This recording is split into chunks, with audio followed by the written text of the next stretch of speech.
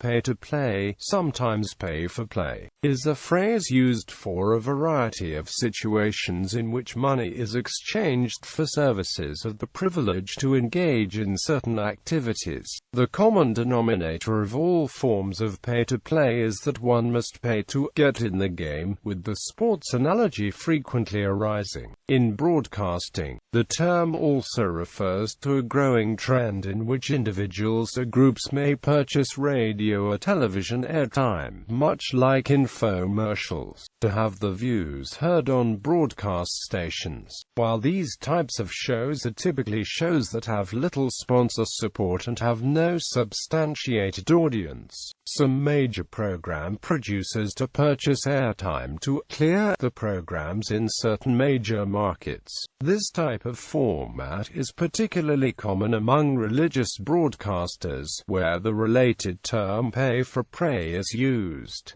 In corporate finance, pay-to-play is a provision in a corporation's charter documents that requires stockholders to participate in subsequent stock offerings in order to benefit from certain anti-dilution protections. If the stockholder does not purchase his or her pro rata share in the subsequent offering, then the stockholder loses the benefit of the anti-dilution provisions. In extreme cases, investors who do not participate in subsequent rounds must convert to common stock, thereby losing the protective provisions of the preferred stock. This approach minimizes the fears of major investors that smaller minority investors will benefit by having the major investors continue providing needed equity, particularly in troubled economic circumstances for the company. It is considered a harsh provision that is usually only inserted when one party has a strong bargaining position. In engineering, design, and construction,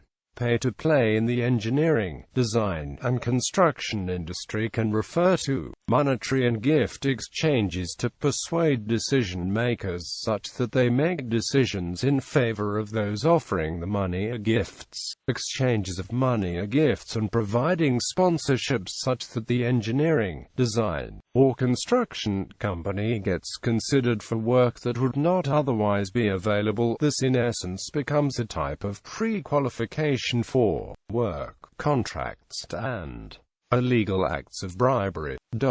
Pay-to-play might also be used to explain the appearance of engineering, design, and construction public work being done not in an open and fair manner. In finance, in the finance industry, the term pay-to-play describes the practice giving gifts to political figures in the hopes of receiving investment business in return.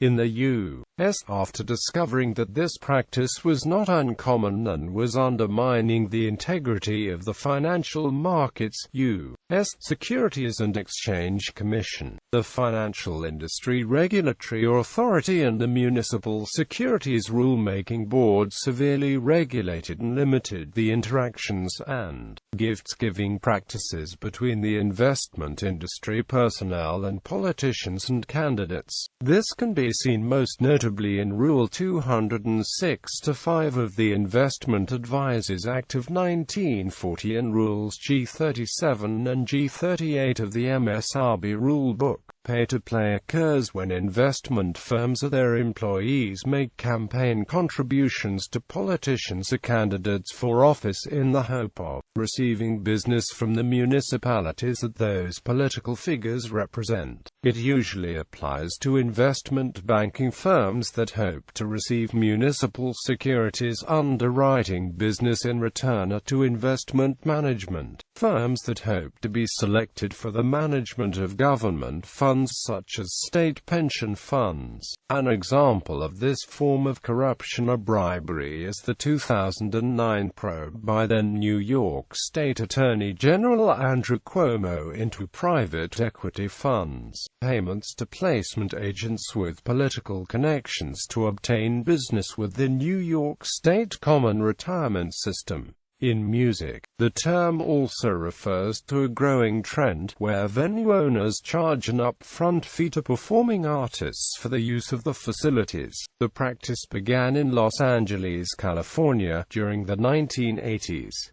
It has become common in many U.S. cities at low turnout all-ages shows where performers are required to guarantee a minimum attendance through pre-show ticket sales. Pay-to-play gigs are a contentious practice in the UK, and some of the largest pay-to-play gig organisers have generated large amounts of discussion and criticism. The term pay-to-play was also used as the title to a song by the band Nirvana. The refrain referred to the practice of a band or the record label paying radio stations to put a song into heavy rotation. The phrase is also the title to a song by the band Cringer, in which they denounce the practice.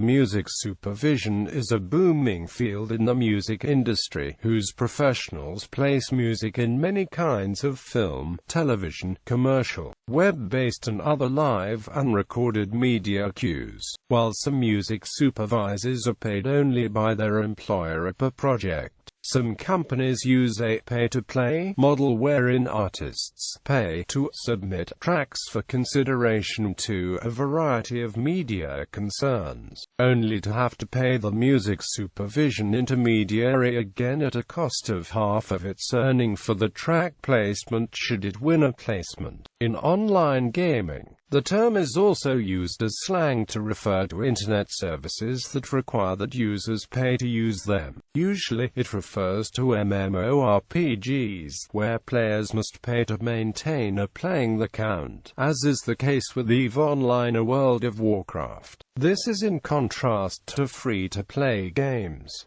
Many formerly pay-to-play MMORPGs have switched to a free-to-play model, including EverQuest, Star Wars, The Old Republic, Ion, The Tower of Eternity, and The Lord of the Rings Online. The game RuneScape features both free accounts for no money and pay-to-play accounts, with a much larger list of features. The term may also refer to something like the online game Habbo Hotel, where there are games inside the game, which you may pay to play to join into a game whilst it is in progress.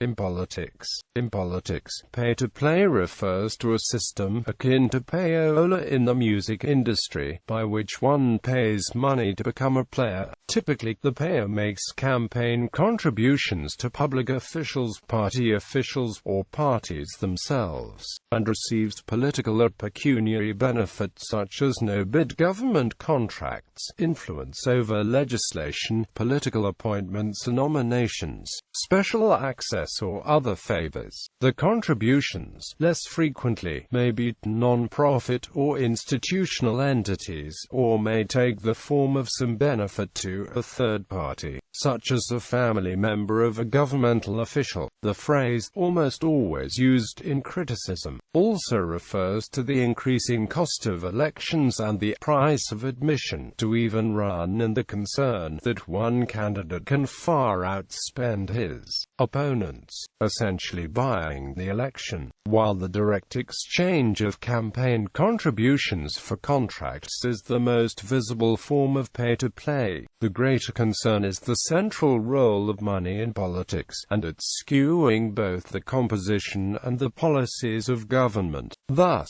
those who can pay the price of admission, such as to a $1,000 per plate dinner or $25,000 breakout session, gain access to power and, or its spoils, to the exclusion of those who cannot or will not pay, giving certain people advantages that others don't have because they donated to your campaign. Good government advocates consider this an outrage because political fundraising should have no relationship to policy recommendations. Citizens for Responsible Ethics in Washington called the Pay-to-Play Congress one of the top 10 scandals of 2008. Incumbent candidates and the political organizations are typically the greatest beneficiaries of pay-to-play. Both the Democratic and Republican parties have been criticized for the practice. Many seeking to ban or restrict the practice characterize as legalized corruption. The opposite of a pay-to-play system is one that is fair and open. The New Jersey Pay-to-Play Act specifically sets out bid processes that are or are not considered fair and open, depending upon who has contributed what to whom. Because of individual federal campaign contribution limits in the wake of the Bipartisan Campaign Reform Act, pay-to-play payments of soft-in money donations to state parties and county committees have come under greater scrutiny. This method refers to money that is donated to an intermediary with a higher contribution limit, which in turn donates money to individual candidates or campaign committees who could not directly accept the payor's funds. Pay-to-play practices have come under scrutiny by both the federal government and a number of states. In Illinois, federal prosecutors in 2006 were investigating pay-to-play allegations that surround Democratic Illinois Gov. Rod Blagojevich's administration. The allegations of pay-to-play in Illinois became a national scandal after the arrest of Gov. Blagojevich in December 2008 on charges that, among other things, he and a staffer attempted to sell the vacated U.S. Senate seat of then-President-elect Barack Obama. Many agencies have been created to regulate and control campaign contributions. Furthermore, many third-party government watchdog groups have formed to monitor campaign donations and make them more transparent. In a series of academic research articles, Christopher Cotton shows how selling access may lead to better policy decisions compared to other means of awarding access. He also illustrates how wealthy interest groups are not necessarily better off from having better access to politicians. U.S. Securities and Exchange Commission rule that puts some restrictions on asset managers when they make campaign contributions. The New York and Tennessee Republican parties filed a lawsuit against the SEC in August over the 2010 rule, arguing that it impedes free speech, seeking a preliminary injunction against the rule. U.S. District Judge Beryl Howell questioned whether the parties have standing to bring the case, noting they failed to name the potential donors and did not cite any investment advisors who are upset about the rule. In sports, Bob Cook's August 22, 2012 article in Forbes addresses the question, will pay-to-play become a permanent part of school sports? In stand-up comedy, in a pay-to-play gig, the performer will either pay the promoter some money to be allowed to perform at the show, or will have to offer some in-kind payment. In a conventional comedy club, the promoter will pay the acts for the performance, and will raise the money to stage the gig by charging the audience. Some clubs offer open mic slots, where new acts are allowed to learn the craft, unpaid. This is not the same as pay-to-play. Many comedians are against pay-to-play schemes, which they consider exploitative. Pay-to-play was cited as a cause of major damage to the quality of the New York comedy scene. In economic terms, a pay-to-play strategy elevates those people who can afford to perform for nothing, or can afford to pay for the stage time, which has nothing to do with the quality as an act. The pay-to-play promoter is able to profit from the goodwill and desire to perform at the acts, while discouraging appearances by those who cannot afford to perform without payment. In some shows, the performer is asked to bring a certain number of paying audience members. As a payment-in-kind policy, this has caused similar controversy to pay-to-play. A show where the acts are obliged to bring the audience is called a bringer. In the visual arts, similar to the trend cited above in music, pay-to-play is the practice of visual artists paying gallery owners, dealers, curators, publishers, festival and contest sponsors, and better established artists to critique, review, judge, exhibit, collect, or publish works created in such disparate media as painting, photography, video, and sculpture. Pay-to-play is a type of vanity gallery. Pay-to-play is characterized by cash flow that moves away from visual artists. Pay-to-play is sold to visual artists and justified by visual artists as an investment in future sales, and may be self-victimization.